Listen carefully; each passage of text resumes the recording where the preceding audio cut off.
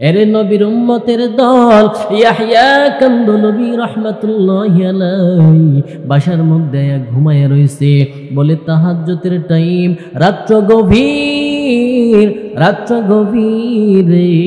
হঠাৎ করিয়া দেখে ইয়াহইয়া কান্দলবীর বাড়িতে উঠানের মধ্যে শত শত মানুষের পায়ের আওয়াজ শোনা যায়। ইয়াহইয়া কান্দলবী রাহমাতুল্লাহি আলাইহি চিন্তা করতেছেন, এত রাত্রিবেলায় আমার বাড়িতে কারা আসলো হামলা করার জন্যে? এ মুসলমান ইমানদার, ইয়াহইয়া কান্দলবী রাহমাতুল্লাহি আলাইহি দরজাটা খুলছে। দরজা খোলার পরে তাকায় দেখে পুরা উঠান তার বাড়িতে হিন্দুরা ভরপুর হয়ে গেছে। ইয়াহইয়া কান্দলবী রাহমাতুল্লাহি আলাইহি ডাক দেয়, বলে ও হিন্দুরা, সাক্ষ্য তো তোমাদের পক্ষেই দিয়ে দিলাম, এরপরেও কেন আমার বাড়িতে আসছো? আমার বাড়িতে আসছো আক্রমণ করার জন্য নাকি? সব হিন্দুরা ডাক দেয়, বলেন না না, আমরা তোমাদের বাড়িতে আক্রমণ করার জন্য আসি নাই, আমরা তোমাকে হামলা করার জন্যও আসি নাই। আমরা আসছি কেন জানো?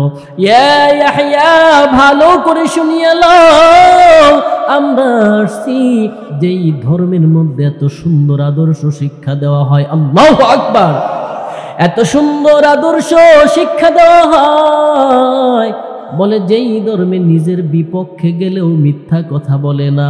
এরে নবীর উম্মতের দল, ইসলাম এত সুন্দর বুঝলা না? বলে ইয়াহইয়া, যেই ধর্মের মধ্যে এত সুন্দর আদর্শ আর সত্য কথা শিক্ষা দেওয়া হয়, আমরা সেই ধর্মে দীক্ষিত হওয়ার জন্য আসছি। আমাদেরকে এখনই কালেমা পড়ে মুসলমান বানায় দেন। লা ইলাহা ইল্লাল্লাহু মুহাম্মাদুর রাসূলুল্লাহ। আরটি মিডিয়া সেন্টার, দেশ ও ইসলামের কথা বলে। আল্লাহুম্মা সাল্লি আলা মুহাম্মাদিন ওয়া আলা আলি মুহাম্মাদ কামা সাল্লাইতা আলা ইব্রাহিম ওয়া আলা আলি ইব্রাহিম ইন্নাকা হামিদুম মাজিদ।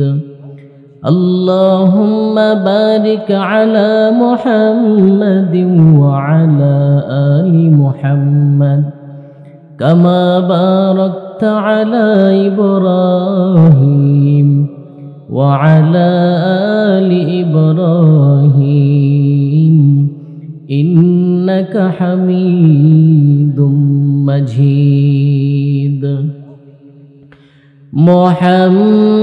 मोहम्मद ने आकर कुफ्र को मिटाया, कुफ्र को मिटाकर सदाकत बताया। बलगल उला बिकमालिही कशफत दुजा बिजमालिही हसनत जमीओ खिसालिही सल्लु अलैहि ওয়া আলিহি।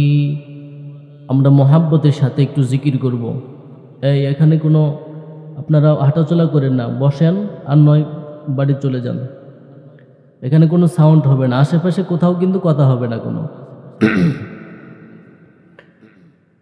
মোহাব্বতের সাথে জিকির করেন আর ফাঁকা জায়গাগুলো একটু পূরণ করে বসেন, একটু আগায় বসেন। নবীর মোহাব্বতে, সুন্নতের মোহাব্বতে, কোরআনের মোহাব্বতে একটু জমে জমে বসেন, মাওলা পাকের জিকির করেন। লা ইলাহা ইল্লাল্লাহ, লা ইলাহা ইল্লাল্লাহ, লা ইলাহা ইল্লাল্লাহ, লা ইলাহা ইল্লাল্লাহ, লা ইলাহা ইল্লাল্লাহ, লা ইলাহা ইল্লাল্লাহ। জোরে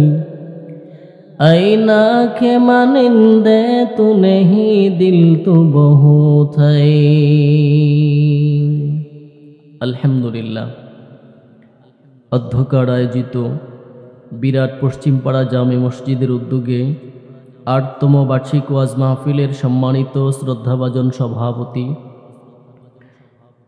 আজকের মাহফিলের প্রধান বক্তা যিনি আমার আগে বয়ান করলেন, অত্যন্ত চমৎকার বয়ান করেছেন আলহাজ মাওলানা মুফতি আরিফ বিল্লাহ সাহেব দামাত বরকাতুহুম আলিয়া। বিশেষ অতিথি ছিলেন মাওলানা কারি আরব আলী হুজুর দামাত বরকাতুহুম আলিয়া। বিশেষ বক্তা হিসেবে বয়ান করেছেন মুফতি মুখলিসুর রহমান মাহমুদি সাহেব দামাত বরকাতুহুম আলিয়া। আজকের মাহফিলের সভাপতি জনাব মাস্টার মোহাম্মদ জাহিদুল হাওলাদার, সভাপতি অত্র মসজিদ। মাহফিল পরিচালনায় এইচ.এম. জিহাদুর রহমান জিহাদি। ছেলেটা অত্যন্ত পরিশ্রমী, অত্যন্ত পরিশ্রমী ছেলে। দোয়া করি আল্লাহ তাআলা ওর হায়াতের মধ্যে, ইলমের মধ্যে বারাকা দান করুন। আল্লাহ, মহান আল্লাহ রব্বুল আলামিনের দরবারে লাখো কোটি শুকর ও সজদ, যে মহান আল্লাহ রব্বুল আলামিন অত্যন্ত দয়া করে, মায়া করে, মুহাব্বত করে, ভালোবেসে আমাদের হায়াতের মহামূল্যবান সময় থেকে কিছু সময় আল্লাহর জন্যে, কুরআনের জন্যে, নবীর জন্যে ব্যয় করার তৌফিক যে আল্লাহ আমাদেরকে দান করলেন, সেই আল্লাহ জাল্লা শানুহুর দরবারে সকলেই দিল থেকে কালিমাতুশ শুকুর আদায় করি। ইমানের আওয়াজকে উঁচু করে উচ্চ কণ্ঠে বলি আলহামদুলিল্লাহ। আরো আওয়াজ দিয়ে বলতে হবে আলহামদুলিল্লাহ। লক্ষ কোটি দরুদ ও সালাম বিশ্ব মানবতার কান্ডারি, বিশ্ব মানবতার মুক্তির দিশারি, রহমাতুল লিল আলামিন, বিশ্ব নবী, শ্রেষ্ঠ নবী, দুজাহানের সরদার নবী, হাবিবে কিবরিয়া, আশরাফুল আম্বিয়া, সৈয়দুল আম্বিয়া, শফিয়ে মাহশর, সাকি কৌসর, আকায়ে নামদার, মদিনাহ কা তাজদার, হযরত মুহাম্মদুর রাসূলুল্লাহ সাল্লাল্লাহু আলাইহি ওয়াসাল্লামের উপর। আপনারা সবাই ভালো আছেন? আল্লাহ, এই যে আলহামদুলিল্লাহ বললেন, সওয়াব দিছেন কি দেন নাই আল্লাহ?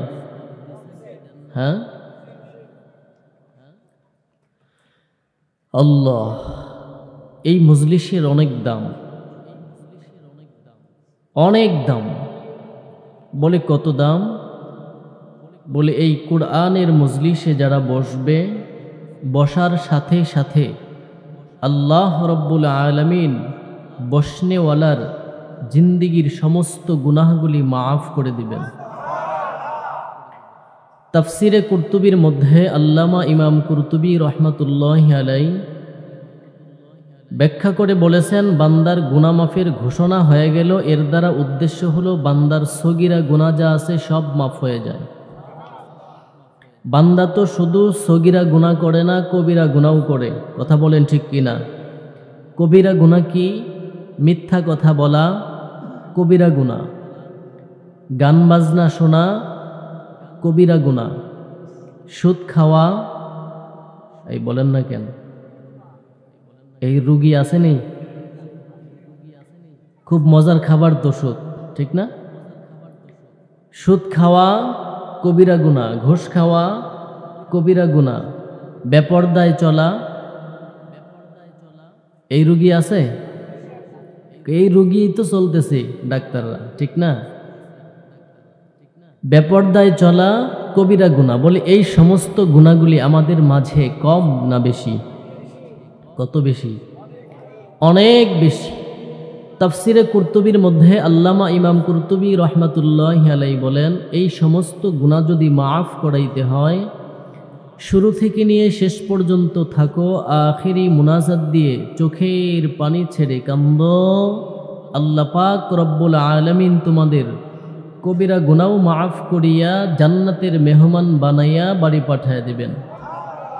ऐ बंदाए खुदा चाहोगा उनकी मुलाकात, जल्दी से आ बैठे सुन हजरत की नसीहत, जल्दी से आ बैठे सुन हजरत की नसीहत। तौफीक से होती है ये नेमत की खजीना, हर मर्द की ताकत किया और है निशाना, हर मर्द की ताकत किया और है निशाना। दुनिया में हो दुनिया का तलबगार नहीं हो, बाजार से गुजर हो खरीदार नहीं हो, बाजार से गुजर हो खरीदार नहीं हो। ए दुनिया में से गुले भाई मायाए बादाए संसार, मुजिले आखी সবাই ফাকিরে, কে আপনার কে বাপন। কোটি টাকার মালিক দেখো বাবা হয় না দূর, গরিব ঘুমায় আরাম করে মনটা বাহাদুর। ঠিক কিনা বলেন? কোটি টাকার মালিক দেখো বাবা হয় না দূর, গরিব ঘুমায় আরাম করে মনটা বাহাদুর। ফেরাউনের লাশটা দেখো মিশর জাদু ঘরে, খায় না মাটি পোকা মাছি সবাই ঘৃণা করে। ভোগবিলাসের বাড়ি গাড়ি পরে রবে সব, নাকি সাথে যাবে? সাথে যাবে? ভোগবিলাসের বাড়ি গাড়ি পরে রবে সব, থাকতে সময় স্মরণ করো আল্লাহ আমার রব, থাকতে সময় স্মরণ করো আল্লাহ আমার রব। আমাদের রবকে বলেন, আরো জোরে বলেন কে? ইন্নাল্লাযীনা ক্বালু রাব্বুনাল্লাহ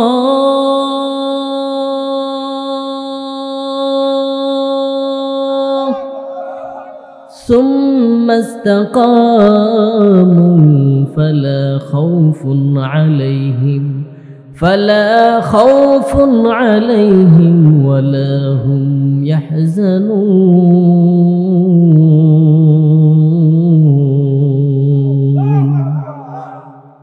আল্লাহ বলেন, ইন্নাল্লাযীনা ক্বালু, নিশ্চয়ই তোমরা যারা বলেছো, রব্বুনাল্লাহ, আমাদের রবকে আল্লাহ, সুম্মাস্তাকামু, এর উপরে অটল রয়েছো, ফালা খাউফুন আলাইহিম ওয়ালা হুম ইয়াহজানুন, দুনিয়াতেও কোনো ভয় নাই, পরকালেও কোনো টেনশন নাই।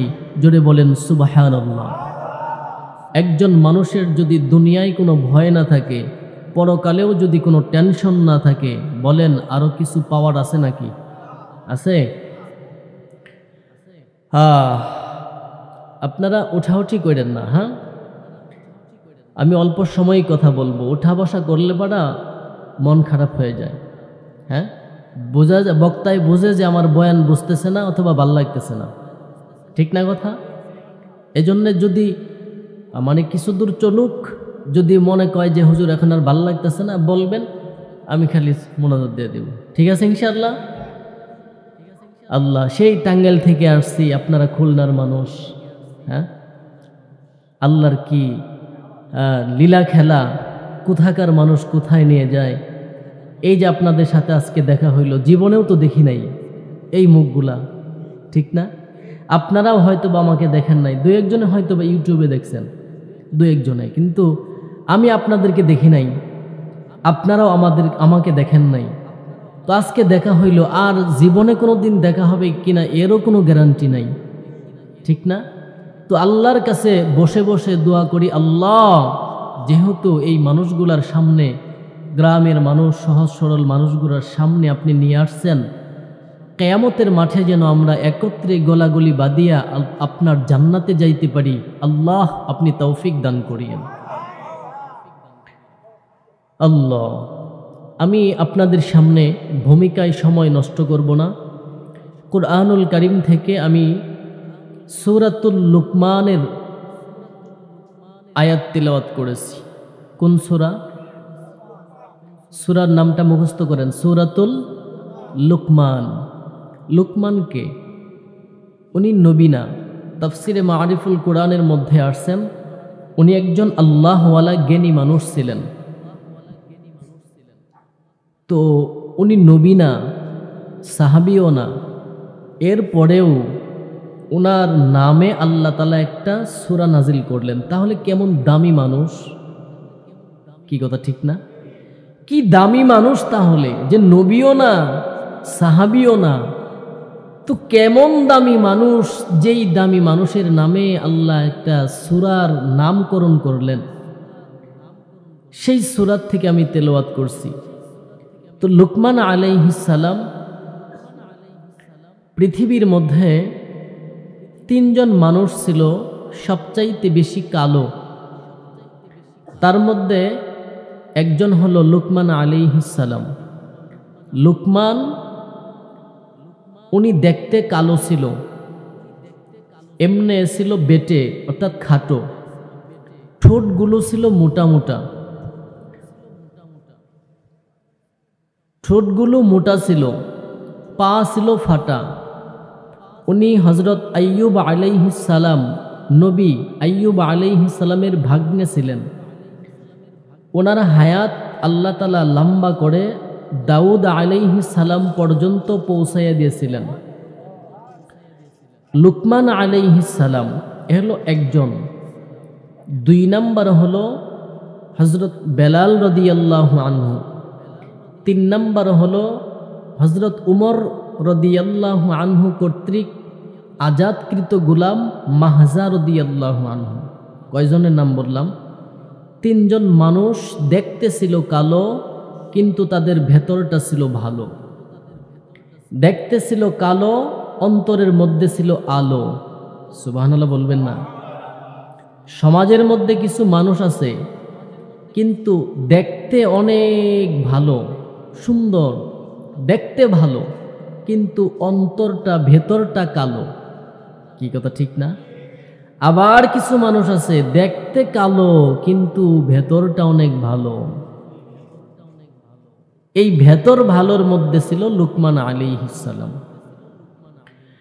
তো লুকমান আলাইহিস সালাম উনি একদিন এরকম জনসভার মধ্যে বক্তৃতা দিচ্ছেন, ভাষণ দিচ্ছেন, নসিহত করতেছেন।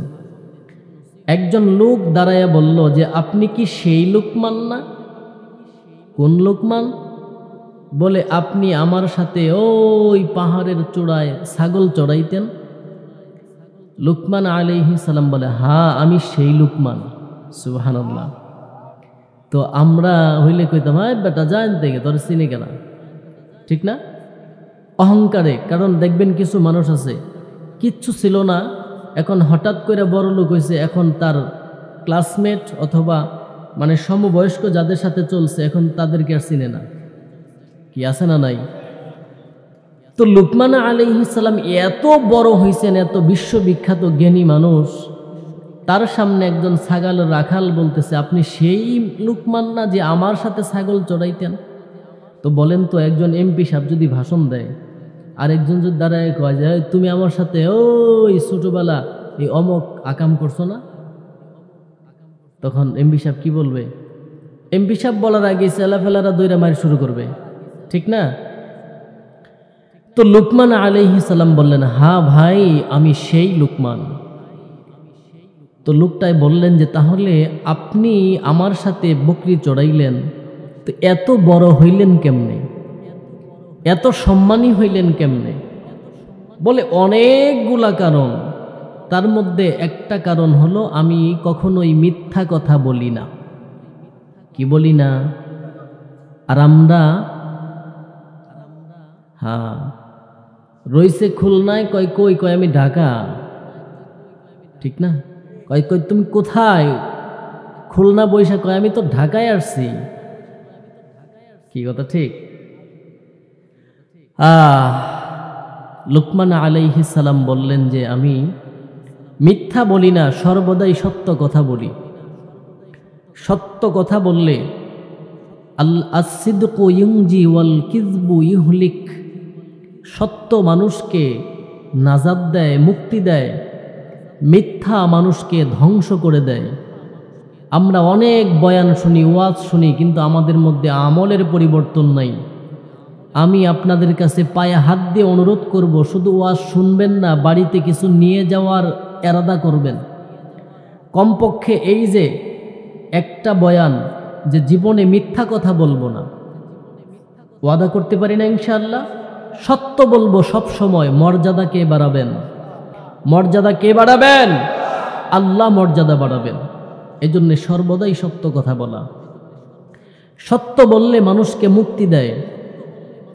শায়েখ জাকারিয়া রহমাতুল্লাহি আলাইহির আব্বার আমলের কথা গালেবান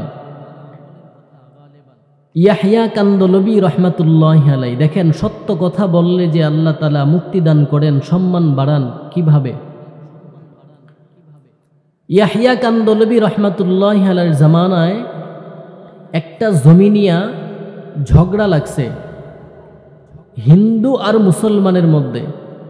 মুসলমানেরা বলে যে এটা মসজিদের জায়গা, হিন্দুরা বলে যে এটা মন্দিরের জায়গা। মুসলমান আর হিন্দুদের মধ্যে ঝগড়া। মুসলমান দিনের বেলায় রাত্রিবেলায় যায় সাইনবোর্ড লাগায় দেয় এটা মসজিদের জায়গা, আর হিন্দুরা যায় সাইনবোর্ড খুলিয়া সাইনবোর্ড লাগাইয়া দেয় এটা হলো মন্দিরের জায়গা। একবার মুসলমানেরা সাইনবোর্ড লাগায়, হিন্দুরা ভেঙ্গে ফেলে, আবার মুসলমানেরা ভেঙ্গে ফেলে, হিন্দুরা লাগায়। এইভাবে ঝগড়া। এরে নবীর উম্মতের দল, এ পর্দার অন্তরালের মাগো, ভালো করে শুনিয়া লও।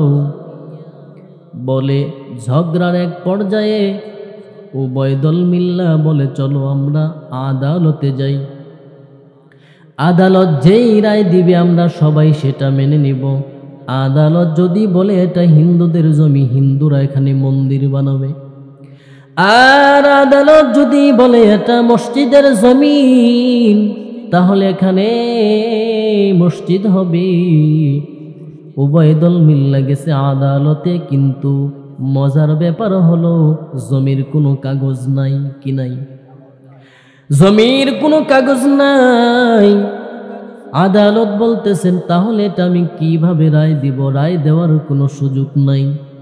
একটা কাজ করো, বলে তোমাদের এলাকার সবচাইতে বয়োবৃদ্ধ যেই মানুষ, যার সবচাইতে বয়স বেশি, এমন একটা মানুষকে আদালতে নিয়ে আসো। এই বৃদ্ধ মানুষটাই যেই সাক্ষ্য দিবে ওইটাই গ্রহণযোগ্য হবে। বৃদ্ধ মানুষ যদি বলে এটা হিন্দুদের জমিন, তাহলে হিন্দুরা নিবে।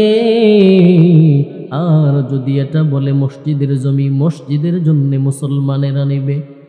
আরে নবীর উম্মতের দল এলাকার মধ্যে আসিয়া বলে খুঁজে খুঁজে তালাশ করে দেখে, বলে সবচাইতে বেশি বয়স্ক মানুষ হলো মুসলমানদের ইয়াহইয়া কান্দলবী রাহমাতুল্লাহি আলাইহি। মুসলমানরা তো হিন্দুরা নৈরাশ হয়ে গেছে। কেন? যে এই জমিন যেহেতু সাক্ষ্য মুসলমান, তো হিন্দুদের পক্ষে তার সাক্ষ্য দিতেছে না। কি ঠিক না? নৈরাশ হয়ে গেছে হিন্দুরা। মুসলমানরা খুশি, জমিন পায়ে গেছি, মসজিদ হবে। এ মুসলমান ইমানদার, ভালো করে শুনিয়া নাও। বলে আদালতের মধ্যে যখন ইয়াহইয়া কান্দলবী হাজির, আদালত ডাকদা বলে সাবধান, খবরদার মিথ্যা বলবা না, যাহা বলিবা সত্য বলিবা, খবরদার মিথ্যা কথা বলবা না। বলো এই জমিটা কি আগে হিন্দুরা খাইতো না মুসলমানেরা খাইতো? ইয়াহইয়া কান্দলবী রাহমাতুল্লাহি আলাইহি ডাক দেয়া বলে মহামান্য আদালত, বলে এই জমিটা সর্বপ্রথম হিন্দুরা খাইতো। হিন্দুদের পক্ষে রায়। মুসলমানরা রাগ, হ্যাঁ, এতদিন হুজুরে ভালো জানতাম, এখন দেখি হুজুর মুসলমানদের শত্রু, মসজিদের শত্রু। আমাদের পক্ষে সাক্ষ্য না দিয়া হিন্দুদের পক্ষে সাক্ষ্য দেয়া দিছে। সব মুসলমানরা ইয়াহইয়া কান্দলবিকে গালি দিতেছেন। এরে নবীর উম্মতের দল, ইয়াহইয়া কান্দলবি রাহমাতুল্লাহি আলাইহি বাসার মধ্যে ঘুমায় রইছে। বলে তাহাজ্জুদের টাইম, রাত্র গভীর, রাত্র গভীরে হঠাৎ করিয়া দেখে ইয়াহইয়া কান্দলবির বাড়িতে উঠানের মধ্যে শত শত মানুষের পায়ের আওয়াজ শোনা যায়। ইয়াহইয়া কান্দলবি রাহমাতুল্লাহি আলাইহি চিন্তা করতেছেন, এত রাত্রিবেলায় আমার বাড়িতে কারা আসলো হামলা করার জন্যে? এ মুসলমান ইমানদার, ইয়াহইয়া কান্দলবি রাহমাতুল্লাহি আলাইহি দরজাটা খুলছে। দরজা খোলার পরে তাকায় দেখে পুরা উঠান তার বাড়িতে হিন্দুরা ভরপুর হয়ে গেছে। ইয়াহইয়া কান্দলবি রাহমাতুল্লাহি আলাইহি ডাক দেয়া বলে, ও হিন্দুরা, সাক্ষ্য তো তোমাদের পক্ষেই দিয়ে দিলাম, এরপরেও কেন আমার বাড়িতে আসছো? আমার বাড়িতে আসছো আক্রমণ করার জন্য নাকি? সব হিন্দুরা ডাক দেয়া বলে, না না, আমরা তোমাদের বাড়িতে আক্রমণ করার জন্য আসি নাই, আমরা তোমাকে হামলা করার জন্যও আসি নাই। আমরা আসছি কেন জানো?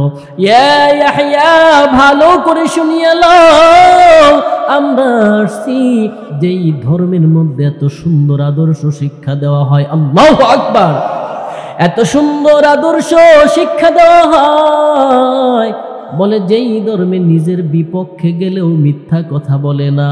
এরে নবীর উম্মতের দল, ইসলাম এত সুন্দর বুঝলা না? বলে ইয়াহইয়া, যেই ধর্মের মধ্যে এত সুন্দর আদর্শ আর সত্য কথা শিক্ষা দেওয়া হয়, আমরা সেই ধর্মে দীক্ষিত হওয়ার জন্য আসছি। আমাদেরকে এখনই কালেমা পড়ে মুসলমান বানায় দেন। লা ইলাহা ইল্লাল্লাহু মুহাম্মাদুর রাসূলুল্লাহ। মুহাম্মদ আরবি হাইওয়া নবী, रास्ते पे शुआ आलम हुआ उसकी पैदाइश से उजाला, आलम हुआ उसकी पैदाइश से उजाला। शफीउल उमम हमारा नबी रोज क़ियामत, शफाअत करेगा अल्लाह के पास गुनाहगार उम्मत, शफाअत करेगा अल्लाह के पास गुनाहगार उम्मत। ए मुसलमान इमानदारेरा की बुझाइतेছিলাম, সত্য কথার দাম আছে না নাই? ওই যে লুকমান আলাইহিস সালাম ডাক দা বলে, রে ভাই, মনে আসেনি? ডাক দা বলে, রে ভাই, আমাকে যত সম্মান আর মর্যাদা দেওয়া হয়েছে, বলে এর অনেকগুলা কারণ। এর মধ্যে এক নাম্বারের কারণ হলো আমি কখনোই মিথ্যা কথা বলি না, আমি কখনোই সত্য কথা সারি না। জোরে বলেন সুবহানাল্লাহ। এজন্যে এখান থেকে আমরা এতটুকু আলোচনার মাঝে আমরা কমপক্ষে একটা জিনিস শিখলাম, সত্য কথা বলা। ঠিক আছে ইনশাআল্লাহ। এবার আসেন, লুকমান আলাইহিস সালাম কে যে আল্লাহ এত সম্মান দান করলেন, বেলাল রাদিয়াল্লাহু আনহুকে এত সম্মান দান করলেন, এটা কি বংশীয় মর্যাদার কারণে, টাকার গরমে, আপনার সৌন্দর্যের কারণে? কেন? বলে ভেতরটা ছিল, বলেন না, দেখতে কালো কিন্তু ভেতর কি ভালো। ভেতর ভালো থাকার কারণে, তাকওয়া থাকার কারণে, আল্লাহর ভয় থাকার কারণে আল্লাহ তাআলা সম্মান বাড়াইয়া দিয়েছেন। মক্কা যখন বিজয় হয়, মক্কা বিজয়ের সময় 10,000 সাহাবায়ে কেরামদেরকে নিয়ে আমার নবী যখন মক্কা বিজয় করলেন, মক্কা বিজয়ের পরে সাহাবায়ে কেরামদেরকে নিয়ে বাইতুল্লাহর এরিয়ায় হেরেম শরীফের কাছে সাহাবায়ে কেরামদেরকে নিয়ে বসলেন। বসার পরে আমার নবী পরামর্শ করলেন। পরামর্শ করা সুন্নত। আপনারা যে কোনো কাজ করবেন পরামর্শ করে করবেন। বাড়িতে কাজ করবেন কমপক্ষে সন্তান স্ত্রী এদেরকে নিয়ে পরামর্শ করবেন, আল্লাহ বরকত দান করবে। আমার নবী মায়ের নবী সাহাবায়ে কেরামদেরকে নিয়ে পরামর্শ বসলেন। কি পরামর্শ? যে আজকে মক্কা বিজয় হয়ে গেল, আমরা এতদিন প্রকাশ্যে নামাজ পড়তে পারি নাই, প্রকাশ্যে আজান দিতে পারি নাই। আজকে একটা আজান হবে প্রকাশ্যে, মক্কা বিজয়ের আজান। সুবহানাল্লাহ বলেন। কিসের আজান? মক্কা বিজয়ের আজান হবে। তো এই আজানটা কে দিবে? সাহাবায়ে কেরামদেরকে পরামর্শ নিতেছেন। একজন সাহাবী দাঁড়ায় গেলেন। সাহাবায়ে কেরাম একজন দাঁড়াইয়া বলতেছেন, ইয়া রাসূলুল্লাহ, আজকের এই বিজয়ের দিনের আজান আর কেউ দিবে না, একমাত্র আপনার আবু বকর দিবে। সুবহানাল্লাহ বলেন। কে দিবে? আবু বকর দিবে। মায়ার নবী আমার ডাকদা বললেন, ও সাহাবায়ে কেরাম, বলো আজকের বিজয়ের দিনের আজান আমার আবু বকর দিবে, কারণটা কি বলো? সাহাবায়ে কেরাম ডাকদা বলে, পয়গম্বর, যে আবু বকর আপনার শুধুমাত্র তার মেয়ে বিবাহ করেছেন, শ্বশুর শুধু তাই না, সে আপনার একজন বিশ্বস্ত বন্ধু এবং সাথী। সে যখন মক্কা থেকে আপনি হিজরত করে মদিনায় যান, আপনি আবু বকরকে সাথে নিয়ে গিয়েছেন। বলে আপনি যখন মক্কা থেকে বিদায় হয়ে যাবেন, রাত্রিবেলায় যায় যখন আপনি আবু বকরকে ডাক দিছেন, আবু বকর, আস্তে করে যখন একটা ডাক দিছেন, আবু বকর সঙ্গে সঙ্গে দরজাটা খুলে দিছে। লাব্বাইক ওয়া সাআদাইক ইয়া রাসূলুল্লাহ, ও পয়গম্বর আপনি হাজির হয়ে গেছি। মায়ার নবী আমার চিন্তিত, আশ্চর্য কি ব্যাপার, এত রাত, গভীর রাত, এই গভীর রাতে আইসা ডাক দিলাম, সাথে সাথে দরজা খুলে দিলা, তুমি কি ঘুমাও না? মায়ার নবীকে আবু বকর ডাকদা বলে, পয়গম্বর আপনি আমাকে অনেক দিন আগে একটু টাচ দিয়েছিলেন, কোনো একদিন মক্কা থেকে আমি বিদায় হয়ে হিজরত করে মদিনায় চলে যাব, তুমি হবা আমার সাথী। ও পয়গম্বর, ওই দিন থেকে আমি আবু বকর বিছানায় পিঠ লাগাই না। ও পয়গম্বর, এটাই হলো পয়গম্বরের মায়া, এটাকেই বলা হয় নবীর ভালোবাসা। এ যুবক, আজকে তুমি আমার নবীকে ভালোবাসো, মুখে মুখে বলো। এ মুসলমান ইমানদারেরা, এ যুবক ভাই, আজকে যদি তোমাকে দাড়ির কথা বলা হয়, তুমি দাড়িটা রাখতে চাও না, মাথায় টুপি দিতে চাও না, মুসলমান ইমানদারেরা, অথচ তুমি মুখে মুখে বলো আমি নবীকে ভালোবাসি, কিন্তু নবীর ভালোবাসা প্রকাশ তুমি করলা না। অথচ তুমি দুনিয়ার মধ্যে খেলোয়াড়কে মোহাব্বত করো, খেলোয়াড়কে তুমি ভালোবাসো, ওই যেই খেলোয়াড়কে তুমি ভালোবাসো, ওই খেলোয়াড়ের মতন তুমি জামা পরিধান করো। ওই খেলোয়াড় যেমনি মাথার চুল কাটে, তুমিও সেমনি চুল কাটলা। বলে ওই খেলোয়াড় যেই রঙের যেই ঢঙ্গের জামা পরিধান করে, তুমিও সেই রঙের সেই ঢঙ্গের জামা পরিধান করলা। যদি বলা হয় রে যুবক, কেন তুমি এমন চুলের কাটিং দাও, তখন তুমি বলো আমি অমুক খেলোয়াড়কে ভালোবাসি, এই জন্যে আমি ভালোবাসার বহির প্রকাশ ঘটাইলাম। এরে নবীর উম্মতের দল, যুবক তোমার বিবেকের কাছে প্রশ্ন, আল্লাহ তোমাকে বিবেক নামক একটা নিয়ামত দান করছেন, তোমার ওই বিবেকের কাছে প্রশ্ন করি রে যুবক, বলো ওই খেলোয়াড়ের চাইতে আমার নবীর দাম কম না বেশি? আরো জোরে বলেন, ওই খেলোয়াড়ের চাইতে আমার নবীর দাম তুলনা হয় না। তাহলে আমার নবীকে ভালোবাসা তুমি আমার নবী যেইভাবে চুল কাটছে তুমি সেইভাবে চুল কাটতে পারলা না, আমার নবী যেইভাবে চলছে তুমি সেইভাবে চলতে পারলা না, আমার নবী মাথায় টুপি দিছে তুমি মাথায় টুপি দিতে পারলা না। এরে নবীর উম্মতের দল, আবু বকর ডাকদা বলে পয়গম্বর আপনি যেদিন আমাকে একটু টাচ দিয়েছিলেন ওই দিন থেকে আমি ঘুমাই না। কেন ঘুমাসো না রে আবু বকর? আবু বকর ডাকদা বলে পয়গম্বর আপনি আসিয়া যখন দরজায় ডাক দিবেন আমি যদি উঠতে দেরি করি আপনি কষ্ট পেয়ে যাবেন, এই জন্যে আমি মায়ার নবী আপনার যেন কষ্ট না হয় এই জন্যে আমি দরজার সাথে সারাটা রাত পিঠ লাগাইয়া লাগাইয়া ঘুমাই।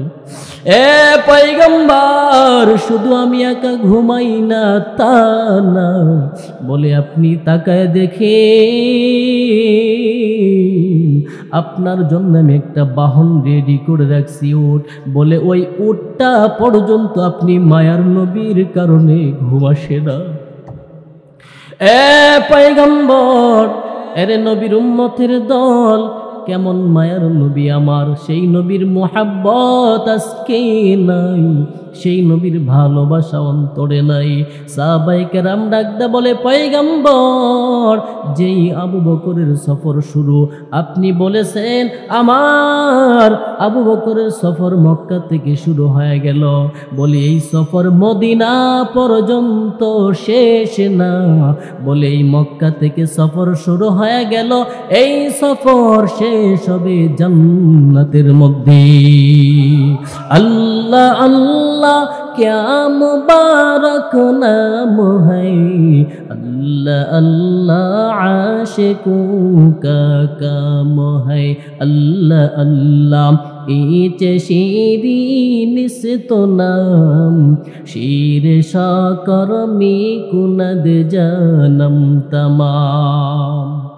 আল্লাহর নবী বলেন সাহাবায়ে কেরাম বসো, আরেকজন দাঁড়াও, আরেকজন দাঁড়ায় বলো আজকের বিজয়ের আজান কে দিবে, আরেকজন দাঁড়ায় বলে পয়গম্বর আজকের বিজয়ের আজান দিবে আপনার ওমর, যেই ওমর 26 বছর বয়সী আপনার কল্লা কাটার জন্য এসেছিল, আপনার সুন্দর চেহারা মোবারক দেখিয়া আমার নবীর চেহারা সুন্দর ছিল কি ছিল না? আমার মায়ের নবীর চেহারা এত সুন্দর, বলে পয়গম্বর ইউসুফ আলাইহিস সালামের চেহারার দিকে কোন মানুষ যদি একাধারে 3 দিন পর্যন্ত না খাইয়া পয়গম্বর ইউসুফ আলাইহিস সালামের দিকে একটা নজর দিত, বলে 3 দিনের ক্ষুধা নিবারণ হয়ে যাইত। আর আমার মায়ের নবীর চেহারা কত সুন্দর, বলে কোনো মানুষ যদি একাধারে 7 দিন পর্যন্ত না খাইয়া আমার নবীর এতিম নবীর চেহারার দিকে একটা নজর দিত গো, বলে 7 দিনের ক্ষুধা নিবারণ হয়ে যাইত। ইমামুল আউয়ালিন আল আখিরিন বহরে সদকা রহমাতাল লিল আলামিন সাইয়্যিদুল কাউনাইনি খাতমুল মুরসালিন আখিরা মুদবুদ ফখরুল আউয়ালিন শাদ ওয়াজুদাশ রহমাতাল লিল আলামিন মসজিদে উশুদ হামারু ইয়ে জমিন শুধুই নবীর ওসিলাতে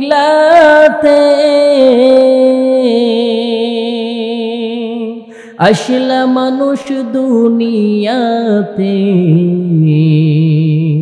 তিনি না হইলে আজি আসতো কি কেউ ভুবনে, নবী বিনে কে তরাবে পুলসিরাত মিজানে, নবী বিনে কে তরাবে পুলসিরাত মিজানে। এমন এতিম নবী আমার, পিতা মাতা নাই যে তাহার, তারপরেও কত মারা মারলো তাকে দুশ্মনে। নবী বিনে কে তরাবে পুলসিরাত মিজানে। নবী বিনে কে তরাবে পুলসিরাত মিজানে। নবীর মায়া নাই কি তোমার,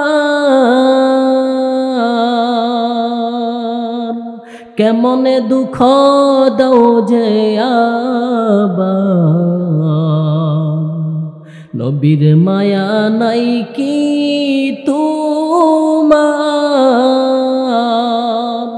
কেমনে দুঃখ দাও যে আবার। দরুদ পড়ো স্মরণ করো, দরুদ পড়ো স্মরণ করো প্রথম ঘাটি কাফনে।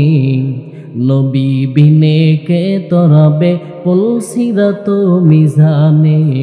নবী বিনে কে তরাবে পুলসিরাত মিজানে। কষ্ট হইতেছে আপনাদের? হ্যাঁ, মুসলমান ইমানদারেরা সাহাবায়ে কেরাম ডাকদা বলে, পয়গম্বর আজকের বিজয়ের আজান দিবে আপনার ওমর। মায়ার নবী আমার ডাকদা বলে, সাহাবী বসিয়া যাও, আর একজন দাঁড়াও, কে আজান দিলে ভালো হয়। আর একজন সাহাবায়ে কেরাম ডাক দিয়া বলে, পয়গম্বর আজকের বিজয়ের আজান আর কারো কণ্ঠেই হবে না, আজকের বিজয়ের আজান দিবে আপনার উসমান। বলে, যে উসমানকে আপনি এত মুহাব্বত করেন, আপনার এক কন্যা বিয়া দিয়েছেন, এরপরে কন্যা ইন্তেকালের পরে আপনি আরেকটা মেয়ে তার কাছে বিয়ে দিয়েছেন, যার কারণে বলা হয় জিন্নুরাইন, দুই নূরের অধিকারী উসমান আপনার জন্য জীবন যৌবন সব বিলায়া দিছে। বলে, আজকের বিজয়ের আজান আর কারো দ্বারাই হবে না, আজকের বিজয়ের আজান হবে হযরত উসমানের কণ্ঠে। জুড়ে বলেন সুবহানাল্লাহ। উসমান কত দামি, কে সেই উসমান? বলে, পয়গম্বরের এক সাহাবী ছিল, নাম ছিল আব্দুল্লাহ আনসারী রাদিয়াল্লাহু আনহু। আব্দুল্লাহ আনসারী এমন একজন গরিব সাহাবী ছিলেন। বলে, মায়ার নবীর পেছনে মদিনার মধ্যে যাইয়া নামাজ আদায় করে, কিন্তু সবার পেছনে যায়, আবার সবার আগেই মসজিদ থেকে চলে আসে। সাহাবায়ে কেরামের চোখ পড়ে গেছে, কি ব্যাপার উসমান, কি ব্যাপার? বলে, আব্দুল্লাহ আনসারী সবার পেছনে মসজিদে আসে, আবার সবার আগে মসজিদ থেকে চলে যায়। এটা তো সাহাবায়ে কেরামের গুণ না। বলে, সাহাবায়ে কেরামের সন্তানদেরকে কেউ আইসা যদি জিজ্ঞাসা করতো, বলো তোমার বাবা কোথায় গেছে? বলে, আমার বাবা বাজারে গেছে। কখন আসবে? বলে, গেছে এখনই আইসা পড়বে। আর যদি মসজিদে যাইতো, বলতো কোথায় গেছে? বলে, মসজিদে। বলে, কখন আসবে? সন্তান জবাব দিত, বাবা মসজিদে গেছে, আল্লাহর ঘরে গেছে, কখন আসবে বলতে পারি না। আল্লাহু আকবার। মুসলমান ইমানদারেরা, কিন্তু আব্দুল্লাহ আনসারী মায়ার নবীর সাহাবী, সবার পেছনে মসজিদে যায়, আবার সবার আগে মসজিদ থেকে চলে আসে। সাহাবায়ে কেরাম পয়গম্বরের কাছে নালিশ করলেন, বিচার দিলেন, ও পয়গম্বর আপনার সাহাবী সবার পিছনে মসজিদে যায়, আবার সবার আগে মসজিদ থেকে চলে আসে, কারণটা কি? মায়ার নবী আমার বলে, সাহাবায়ে কেরাম কোনো মন্তব্য করবা না, আমি বিষয়টা দেখতেছি। হযরত আবু বকর, ওমর, উসমান, আলী চারজনকে নিয়া মায়ার নবী আমার আব্দুল্লাহ আনসারীর বাসায় গেলেন। আব্দুল্লাহ আনসারীর বাসায় যায় ডাক দিয়েছেন আব্দুল্লাহ, কিন্তু ঘর থেকে কোনো আওয়াজ নাই। আসসালামু আলাইকুম আব্দুল্লাহ, তিনবার সালাম দিলেন, কোনো জবাব আসে না। বলে, এখান থেকে মাসআলা, বলে আপনি কারো বাসায় যাবেন, বাসায় যাওয়ার পরে যখন আপনি সালাম দিবেন, বলে সালামের জবাব আসলে আপনি ঘরে ঢুকবেন, আর যদি আপনি সালামের জবাব না আসে রিটার্ন ফেরত চলে আসবেন। মায়ার নবী আমার সালাম দিলেন, আসসালামু আলাইকুম আব্দুল্লাহ, কিন্তু ঘর থেকে কোনো আওয়াজ আসে না।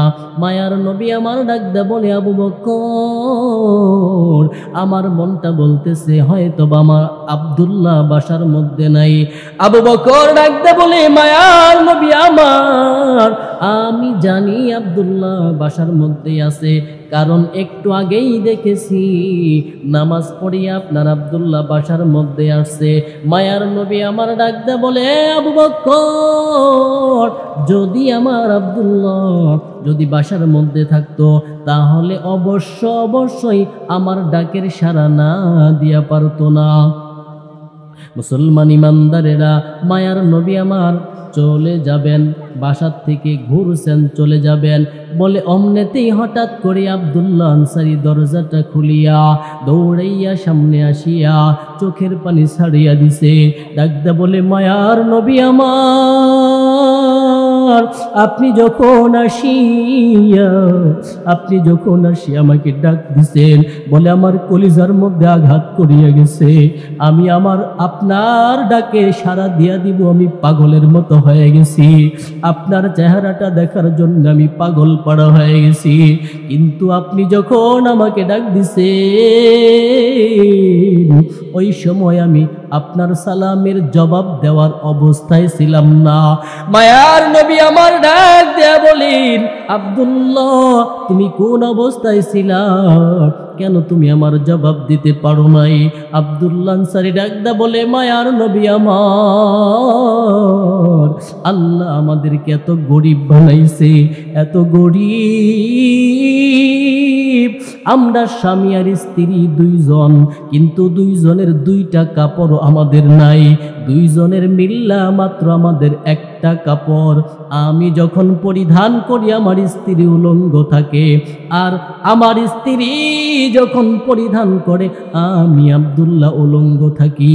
এই জন্য আমাদের ঘরের মাঝখানে বড় করে একটা গর্ত করেছি। এ মায়ার নবী আমার, আমি যখন আপনার পেছনে যায় নামাজ আদায় করি গো, ওই সময় আমার স্ত্রী উলঙ্গ হইয়া গর্তের মধ্যে বসে থাকে। আমি তাড়াতাড়ি এই জন্যে চলে আসি, আমি বাসায় আসলে এরপরে আমার স্ত্রী কাপড় পরিধান করে নামাজ পড়বে, আমি ওই সময় গর্তের মধ্যে বসা থাকব।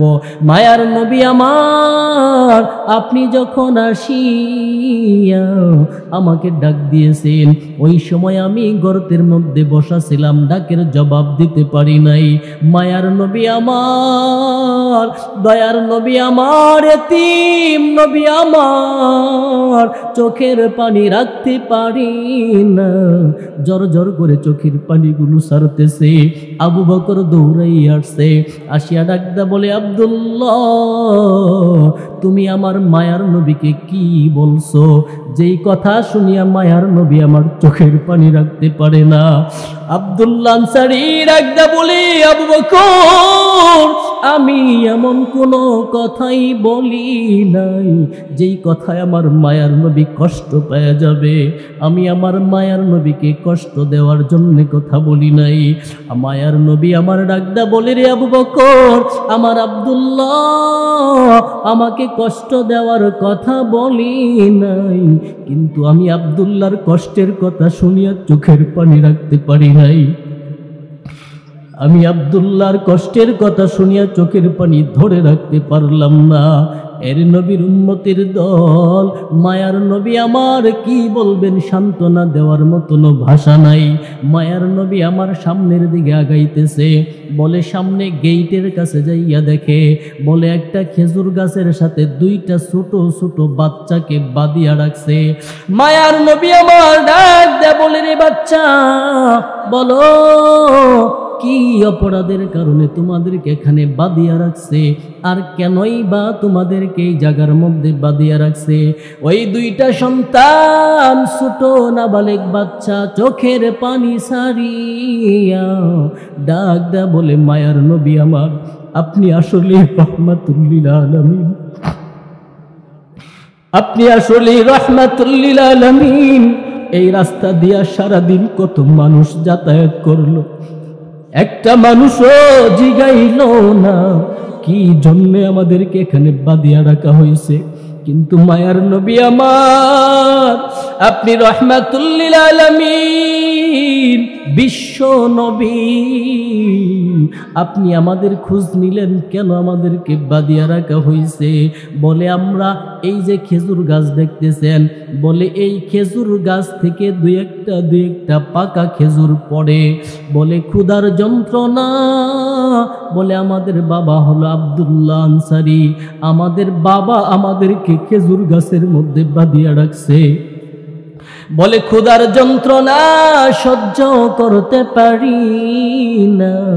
বলে এই খেজুর গাছ থেকে দুই একটা পাকা খেজুর জমিনের মধ্যে যখন পড়ে, বলে ওই সময় আমরা দুইটা বাচ্চা ক্ষুধার যন্ত্রণার কারণে এই খেজুরগুলো আমরা খেয়ে ফেলি। আমাদের বাবা বলেছে, রে সন্তান, বলে ওই হারাম খাইয়া বাবা মায়ের জন্য দোয়া করলে দোয়া কবুল হবে না, এই জন্যে আমাদের বাবা আমাদেরকে এইখানে বাঁধিয়া রাখছে। মায়ার নবী আমার চোখের পানি জর জর জর জর করে ছাড়তেছেন। মুসলমান ইমানদার আবু বকর দৌড়াই আসছে। আবু বকর ডাকতে বলে, মায়ার নবী আমার, আপনি বলেন আজকে কি করলে আপনার চোখের পানি বন্ধ হয়ে যাবে? রহমাতুল লিল আলামিন ডাকতে বলে, রে আবু বকর, আজকের চোখের পানি তুমি বন্ধ করতে পারবা না। উমর চলে আসছে। উমর ডাকতে বলে, মায়ার নবী আমার, আপনি বলেন কি করলে আপনার চোখের পানি বন্ধ হয়ে যাবে? মায়ার নবী ডাকতে বলে, উমর, আজকে তুমিও চোখের পানি বন্ধ করতে পারবা না। দৌড়াই আসছে আলী, ডাকতে বলে, মায়ার নবী আমার, আপনি বলেন কি করলে আপনার চোখের পানি বন্ধ হয়ে যাবে? বলে আলীর কথাও নবী বলে, না না, তুমিও চোখের পানি বন্ধ করতে পারবা না। বলে এবার উসমান ডাকতে বলে, মায়ার নবী আমার, আপনি বলেন কি করলে আপনার চোখের পানি বন্ধ হয়ে যাবে? মায়ার নবী আমার ডাকতে বলে, হ্যাঁ উসমান, তুমি পারবা আমি নবীর চোখের পানি বন্ধ করতে। জোরে বলেন সুবহানাল্লাহ। কত সে তো দুনিয়া বেখবর হ্যায়, दुनिया की नुमाइश पर नजर है, नमी गुयम के अज दुनिया जुदा बाश, बहर कारे के बाशी बा खुदा बाश, जिसते दुनिया अज खुदा गाफिल बुदन, नई कमाशून करहो फरजिंदुजान। এ মুসলমান ইমানদার, মায়ার নবী আমার ডাকদা বলে, উসমান, তুমি পারবা আমার চোখের পানি বন্ধ করার জন্যে? কি করতে হবে বলেন? মায়ার নবী আমার ডাকদা বলে, রে উসমান, তুমি কি পারবা এই খেজুর গাছটা আমাকে কিনিয়ে দিতে? উসমান ডাকদা বলে, মায়ার নবী আমার, কি বলেন? আপনার জন্য আমাদের জীবনটা পর্যন্ত দেওয়ার জন্য প্রস্তুত। আল্লাহু আকবার। এ মুসলমান ইমানদার, ভালো যদি বাঁচতে হয়, বলেন আমার মায়ার নবী কেমন ভালোবাসাই লাগবে? আল্লাহর নবী বলেন, লা ইউমিনু আহাদুকুম হাত্তা কুনা হাব্বা ইলাইহি মিন ওয়ালিদিহি ওয়া ওয়ালাদিহি ওয়ান নাসি আজমাইন।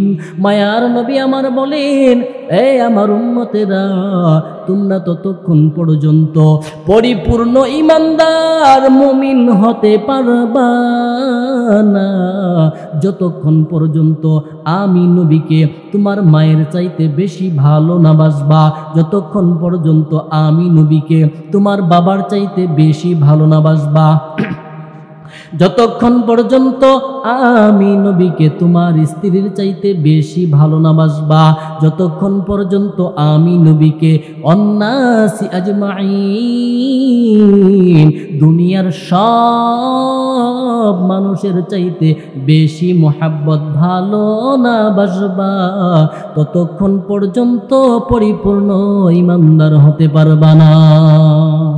এই জন্য নিজের জীবনের চাইতেও বেশি ভালোবাসা লাগবে আমার নবীকে। কথা বলেন ঠিক কিনা মুসলমান ইমানদারেরা?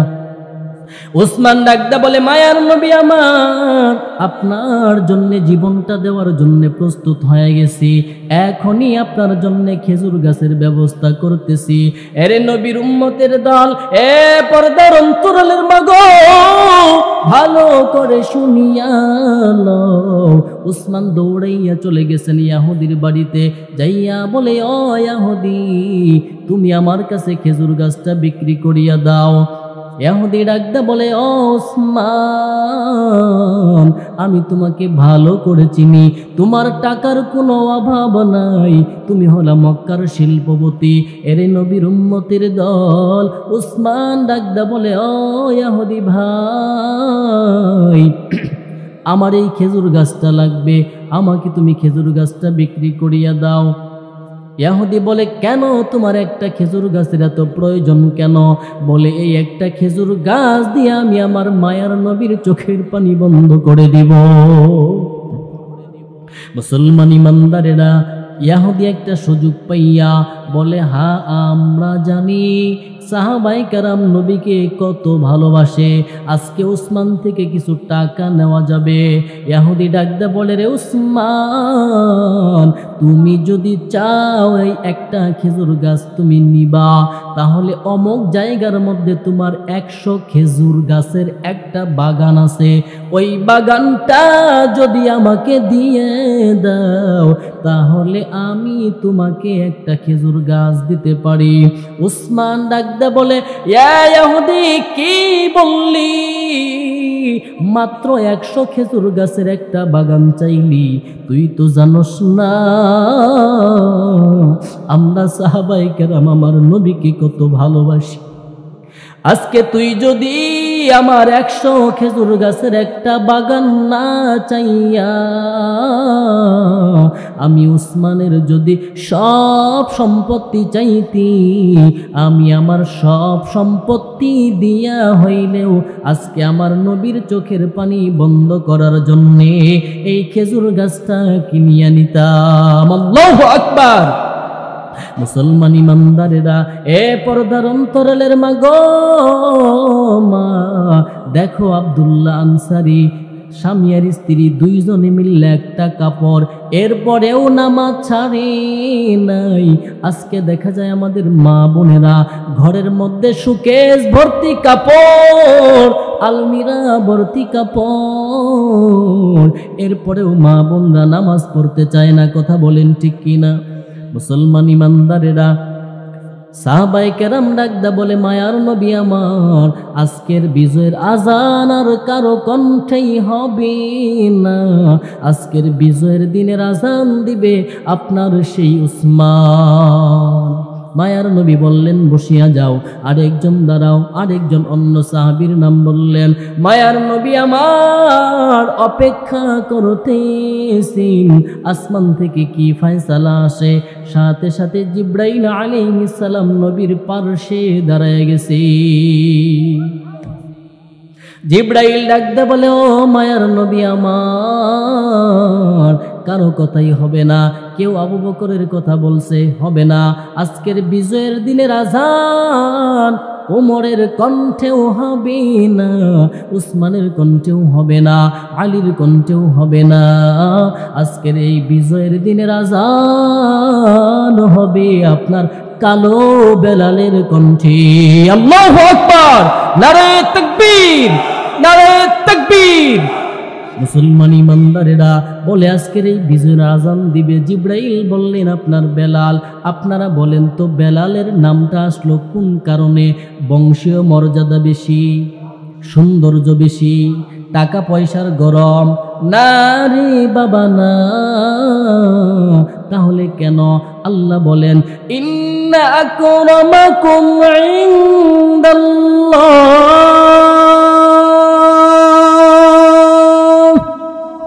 ইন্না আকরামাকুম ইনদাল্লাহি আতকাকুম, ইন্নাল্লাহা আলিমুন খাবীর।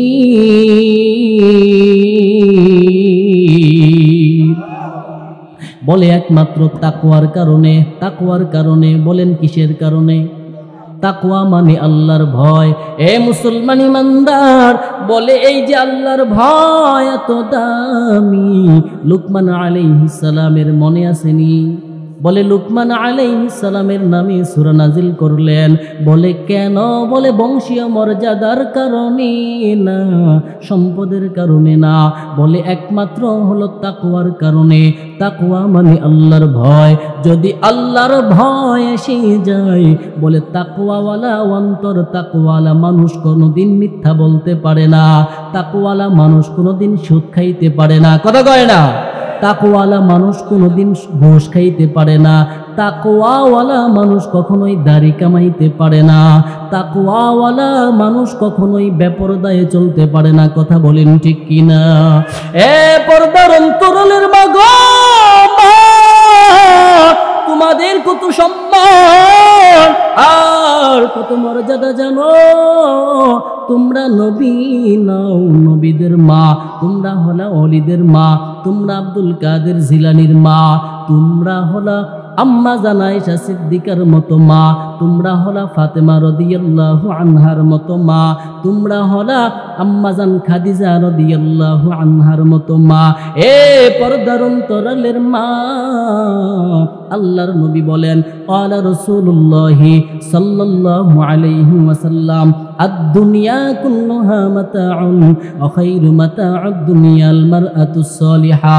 দুনিয়ার মধ্যে যা কিছু আছে সব কিছু সম্পদ, এর মধ্যে উত্তম উৎকৃষ্ট সম্পদ হলো নেককার মা। কি মা? কষ্ট হইতেছে আপনাদের? শেষ করে দেই। হ্যাঁ, দুনিয়াতে যা কিছু আছে, বলে সব কিছু সম্পদ, এর মধ্যে উত্তম সম্পদ হলো একজন নেককার মা। নেককার মা কি বেপরদায় চলেনি? কথা কয় না? নেককার মা বেপরদায় চলে? এ মা, তোমাদের কত সম্মান বুঝলা না? ইসলাম তোমাদেরকে এত সম্মান আর মর্যাদা দিয়েছে, পৃথিবীর কোন ধর্ম, পৃথিবীর কোন মানুষ আমার মা বোনদেরকে তত সম্মান দিতে পারে নাই। ইসলাম যত সম্মান আমার মা বোনদেরকে দিয়েছে, কথা বলেন ঠিক কিনা? আমার নবী দুনিয়ার জমিনে আসার আগে মা বোনদের কোনো সম্মান ছিল না। যেই ঘরে কন্যা সন্তান আসতো, জীবন্ত দাফন করে দিত। আমার নবী আয়েশা বললেন, সাবধান, খবরদার, যে একটা কন্যা সন্তানের মালিক হবে সে একটা জান্নাতের মালিক হবে, যে দুইটা কন্যা সন্তানের মালিক হবে সে দুইটা জান্নাতের মালিক হবে। সম্মান কমাইলেন না বাড়াইলেন? এমা, যেই নবী তোমাদেরকে এত সম্মান বাড়াইলেন, সেই নবীর আদর্শ ভালো লাগে না? সেই নবীর আদর্শ সুন্নত ভালো লাগে না? যেই নবী এত মর্যাদা দিল, সেই নবীরে আর কান্দাইও না। আমার নবী দুনিয়াতে কম কান্দন কান্দে নাই। আমার নবী দুনিয়াতে আসছেন, আসার পরে শিশু বাচ্চা এই মাত্র দুনিয়ায় আসলেন। যারা মহিলারা পাশে ছিল বলে যে, দেখি ছোট শিশু নবী মাটির মধ্যে সিজদায় পড়ে গেছেন। সুবহানাল্লাহ, বাড়ি যায় কয়েন। শিশু বাচ্চা এই মাত্র আসলেন, সিজদায় পড়ছেন। মহিলারা চিন্তা করলো যে শ্বাসকষ্ট হইয়া মারা যাইতে পারে। এখন দেখে যে ছোট বাচ্চা ঠোঁট নাড়াইয়া কি যেন বলতেছেন। যে উপস্থিত মহিলা যারা ছিল, এরা নিজেদের কানটা মুখের গোড়ায় নিয়ে দেখে এই মাত্র সদ্য ভূমিষ্ঠ সন্তানটা আইসা মায়ের কথা বলে না, বাবার কথা বলে না, চাচার কথা বলে না, খালার কথা বলে না, অন্য কোনো আত্মীয় স্বজনের কথা বলে না, বলে আইসাই বলতেছে, ইয়া হাবলি ইয়া উম্মতি, ইয়া হাবলি ইয়া উম্মতি। মায়ার নবী আমার যেই নবী দুনিয়াতে আইসাও মায়ার নবী আমার উম্মতের জন্য কাঁদলেন, সারাটা জীবন উম্মতের জন্য কাঁদলেন। বলে কান্না শেষ না, আজও পর্যন্ত মদিনায় শুয়ে শুয়ে উম্মতের জন্য কান্নাকাটি করতেছেন। ইমামুল আউয়ালিন আল আখিরিন বহরে সদকা রহমাতাল লিল আলামিন সাইয়্যিদুল কাউনাইনি খাতমুল মুরসালিন আখিরা মুদবুদ ফখরুল আউয়ালিন শুদ ওয়াজুদাশ রহমাতাল লিল আলামিন মসজিদে উশুদ হামারু ইয়ে জমিন। এ পর্দার অন্তরালের মাগো, যেই নবী উম্মতের জন্য এত মায়া করলেন, বেপরদায় চলিয়া ওই নবীরে কষ্ট দিও না। বলে তোমাদের সম্মান আর মর্যাদা হলো পর্দার ভিতরে। বলেন কিসের ভিতরে? পর্দার ভিতরে। একটা চকলেটেরও তো দাম আছে, ঠিক না? একটা চকলেটের দাম নাই? 2 টাকা দামের একটা চকলেট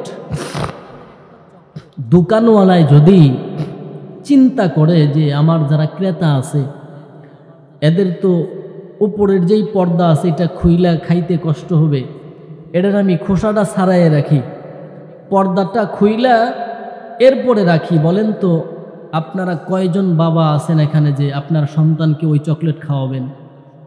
কেন খাওয়াবেন না? বলে ওটার মধ্যে ধুলাবালি পড়ছে, ঠিক না? মাছি বসছে, মশা বসছে, ওটা এখন কি হয়েছে? ওটা আরে ওটা দূষণ হয়ে গেছে, দূষিত হয়ে গেছে, ঠিক না? কেন? পর্দা না থাকার কারণে, ঠিক না? বলে একটা 2 টাকা দামের চকলেট যদি পর্দা না থাকার কারণে ওটার দাম কমে যায় এবং কি ওটা অকাজও হয়ে যায়, ওটা যদি ফালাইয়া দিতে হয়, তাহলে যেই মা বোনদেরকে এত সম্মান আর মর্যাদা আল্লাহর নবী দিলেন, পর্দার থেকে বের হইলে সম্মান কমবে না বাড়বে? কমবে। তাহলে মাদের সম্মান কোথায়? বলেন কোথায়? পর্দার ভিতরে। পর্দার ভিতরে হলো নবী মাদের সম্মান। এই জন্যে মা বোনদেরকে বলবো আপনারা পর্দায় থাকবেন, স্বামীর খেদমত করবেন। রসুল বলেন যে আমি যদি আল্লাহকে ছাড়া যদি কাউকে সিজদা করা জায়েজ হইতো, তাহলে মা বোনদেরকে বলতাম তোমরা স্বামীদেরকে সিজদা করো। কত বড় কথা! কিন্তু আজকে দেখা যায় মা বোনরা স্বামীর খেদমত করতে চায় না, ঠিক না?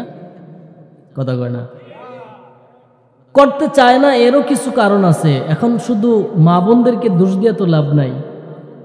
কিছু স্বামী নামের আসামি আছে, কথা বুঝেন নাই?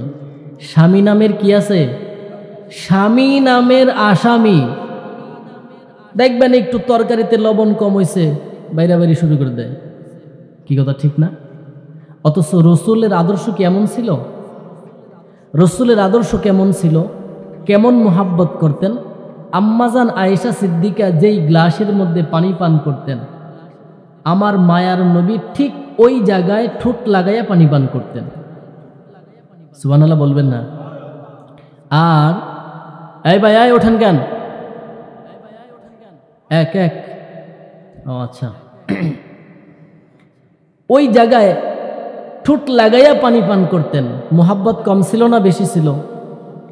এত মোহাব্বত করতেন। এক প্লেটের মধ্যে খানা খাইতেন। আপনারা যারা এখানে মানে স্বামী নামের আসামি বললা চলে, একদিন যে বাসর রাত্রে হ্যাঁ এক প্লেটে হয়তো বা খাইছিলেন, তাও খান নাই? কি কয়? তো এরপরে আর খাওয়া দাওয়া হয় নাই? হ্যাঁ হয়, মাশাআল্লাহ, আল্লাহু আকবার। বুঝেন যুবকরা, হয় দাদার কাছ থেকে শিখো ভালোবাসা কারে কয়। ভালোবাসা কারে কয়? দাদার কাছ থেকে শিখো। এক প্লেটে খানা খাইতেন। বলেন স্বামী আর স্ত্রী যদি এক প্লেটে খানা খায়, মোহাব্বত বাড়বে না কমবে? আমার নবীর আদর্শ ছিল এটা। আম্মাজান আয়েশা সিদ্দিকা যেই মেসওয়াক দিয়ে মেসওয়াক করতেন, আমার নবী ওই মেসওয়াক দিয়েই মেসওয়াক করতেন।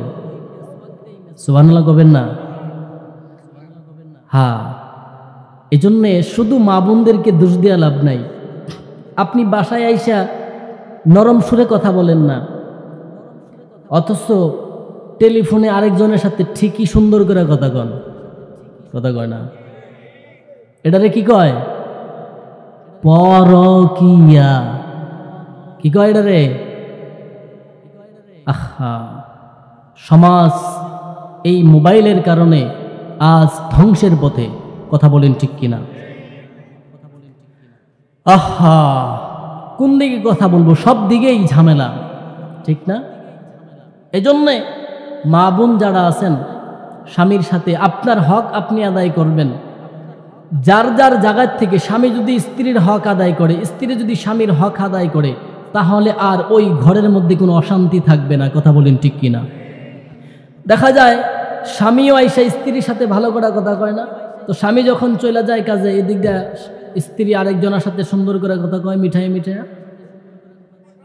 কথা, ঠিক না? এই জন্য স্বামীর সাথে সুন্দর নরম ভাষায় কথা বলবেন, নরম ভাষায় কথা বলবেন, আর স্বামীরা স্ত্রীর সাথে ভালো ব্যবহার করবেন। ঠিক আছে ইনশাআল্লাহ? তো লুকমান আলাইহিস সালাম শেষ করে দেব, আর 10 মিনিট ইনশাআল্লাহ। আল্লাহ বলেন, ওয়াইদ ক্বালা লুকমানু লিবনিহি ওয়া হুয়া ইয়াইযুহু। লুকমান আলাইহিস সালাম যখন তার সন্তানকে ওয়াজ করলেন, কাকে ওয়াজ করলেন? সন্তানকে। আজকে বাবা সন্তানকে ওয়াজ করে না। যখন বড় হইয়া মোটর সাইকেল চাইয়া না পায়, তখন ছুরি দেয়া আঘাত করে দুনিয়ার থেকে বিদায় করে দেয়। কথা কয় না? যখন সন্তান হুন্ডা চাইয়া না পায়, পেট্রোল ঢাইলা দিয়ে আগুন দড়াইয়া জন্মদাতা বাবাকে বিদায় করে দেয়। কি এমন ঘটনা বাংলার জমিনে নাই? খোঁজ নিয়ে দেখবেন, ওই বাবা তার সন্তানকে ওয়াজ করে নাই, ওই বাবা সন্তানের হক আদায় করে নাই। খোদার কসম করে বলি, যেই সন্তান, যেই বাবা মা সন্তানের হক আদায় করবে না, ওই সন্তান বড় হইয়া মা বাবার হক আদায় করবে না। আজকে দেখা যায় আমরা বিভিন্ন জায়গায় সারা বাংলায় বয়ানে গেলে, আজও আজকে আমাকে বলা হয়েছে, হুজুর এই বিষয়ে কথা বললেন, এই বিষয়ে কথা বললেন, মানে বিষয়ের কোনো অভাব নাই। কোন বিষয়ে কথা বলবো? সবার শুধু অভিযোগ, মানে সব কথার মাফহুম হলো কথা শুনে না। মা বাবার বয়ান করতে যিনি বলেন, তার কথা যে সন্তান কথা শুনে না, ঠিক না? যিনি বলেন যে মেয়েদেরকে নিয়ে কথা বলেন, স্বামীর হক যেন আদায় করে, তাহলে স্বামীর অভিযোগ স্ত্রী স্বামীর কথা শুনে না। অর্থাৎ সবার অভিযোগ শুধু কথা শুনে না, কথা শুনে না, কথা শুনে না। আমরা উলামায়ে কেরাম আমাদের ভাষায় বলি, তোমার সন্তান তোমার কথা কেন শুনবে? তোমার স্ত্রী তোমার কথা কেন শুনবে? তোমার ছাত্র তোমার কথা কেন শুনবে? কারণ তুমি তো তোমার সৃষ্টিকর্তা আল্লাহর কথাই শোনো না। কথা বলেন ঠিক কিনা?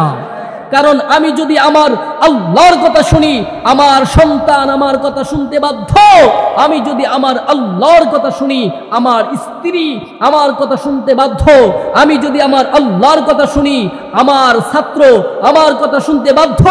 আমি যদি আমার আল্লাহর কথা শুনি, আমার কর্মচারী আমার কথা শুনতে বাধ্য। কথা বলেন ঠিক কিনা? কিন্তু যদি চাই যে আমার সন্তান আমার কথা শুনুক, স্ত্রী আমার কথা শুনুক, কর্মচারী আমার কথা শুনুক, তাহলে পূর্ব শর্ত হলো আপনাকে আমাকে কার হুকুম মানা লাগবে? কার কথা শোনা লাগবে? বলেন, এতটুকু বুঝলে কি আর ওয়াজ লাগে নাকি?